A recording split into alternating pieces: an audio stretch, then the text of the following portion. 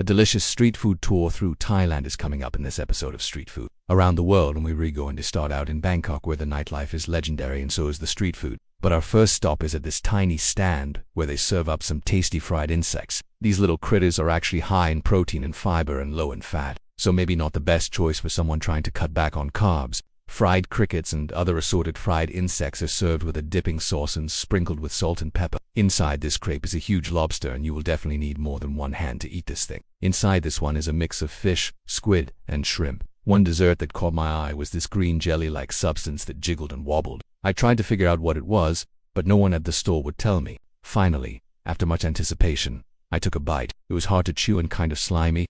Not something I would order again. The main attraction here is this massive ice cream sandwich. They had lots of handmade goods, clothing, and accessories. But of course I was most excited about the food. The first thing I grabbed was a cup of hot and sour papaya salad. It is made with unripe papaya and is usually very spicy. They also add crushed peanuts and a lime juice dressing. It had a really nice crunch and a great amount of heat. It wasn't overly spicy, but it packed a nice kick. There are many different flavors to choose from, but I went with a chocolate. I hope you guys enjoyed this video. If you did, please hit that thumbs up button. And I will see you guys next week for a brand new episode. This is a Northern Thai specialty. It is a coconut milk curry noodle soup that contains egg noodles and crispy noodles on top.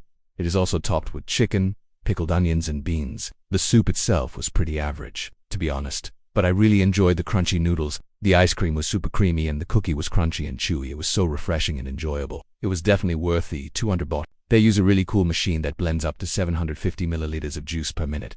That's a lot of smoothie. This shake consisted of fresh mango, passion fruit, pineapple, and coconut milk. It was super sweet and really refreshing. But next up I got my hands on a durian pop. This is a traditional Northern Thai sausage that is made with minced pork and herbs. It is grilled to perfection and then served with a tamarind sauce. The taste was pretty similar to a regular pork sausage. It was a little gamey, but overall really enjoyable. You guys know how much I love durian. I mean, just check out this video if you don't believe me. One snack that caught my attention was these little balls that looked like eyeballs. I asked the owner what they were, but he didn't speak any English, so I had no idea. Until I actually tried them, these weird little balls were popping candy. The second you put them in your mouth, they explode with a bunch of tiny bubbles. It was so fun to eat. So needless to say, this dessert was absolutely delicious. Fluffy, thick, and creamy, it literally tasted like scooping pure whipped cream into my mouth. This stall also sold a bunch of different types of candies, including a sugar-free mango candy that tasted pretty authentic. Again, you can see how fresh it is because the juices are still running. A squeeze of lime and a few peanuts are added on top. Then it is folded up and served with a side of chili powder and a sweet chili sauce.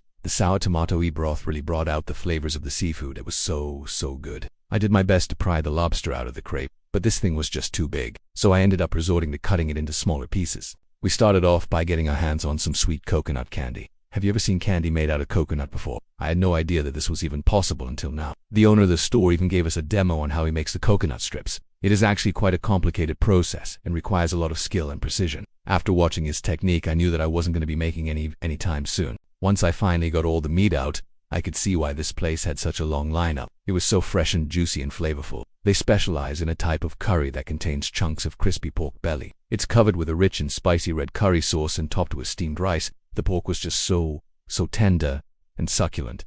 It fell apart at the mere touch of a fork, and this was one of the best curries I've ever tried in my life. This was one of those meals that I will never forget. The whole thing tastes really nice. But let's face it, most people probably won't be rushing to try this one again. In the Khol Road area, there are countless restaurants and stalls to choose from. At this next stall, they make an interesting noodle dish called satay. Satay is actually a Southeast Asian staple and is especially popular here in Thailand. Each meat is cooked in its own special sauce, which consists of a blend of spices and coconut milk. The beef and pork satay was soft and succulent, while the chicken was a bit dry. This is made with thin rice paper wrappers that are filled with pork floss. This is the same stuff that you can buy in those big bags in the airport. The noodles are then topped with crispy garlic chips and a delicious peanut sauce. It's pretty tasty, but definitely not the most filling meal. Another popular Thai street food is these skewers of grilled chicken, pork, or beef satay. This one might look like a regular old crepe, but trust me when I say that inside this bad boy is anything but ordinary. Moving on, we have another crepe, but this time it has a savory tomato-y soup poured over it. After this, we went to this nearby market where they had a ton of different types of fruits and desserts. Next up, we're heading down south to Phuket, where the beaches are beautiful and so is the food. Then we moved on to a nearby restaurant where they had a wide variety of delicious-looking Thai dishes.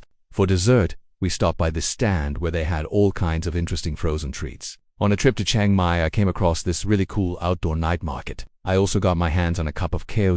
Then I saw this stand selling freshly blended fruit shakes. At this next store, they were selling a dish called Sayawa. To end the night, I stopped by this store where they had all kinds of sweets, snacks, and dried fruits. So those were some of the best street foods that I've tried while visiting Thailand.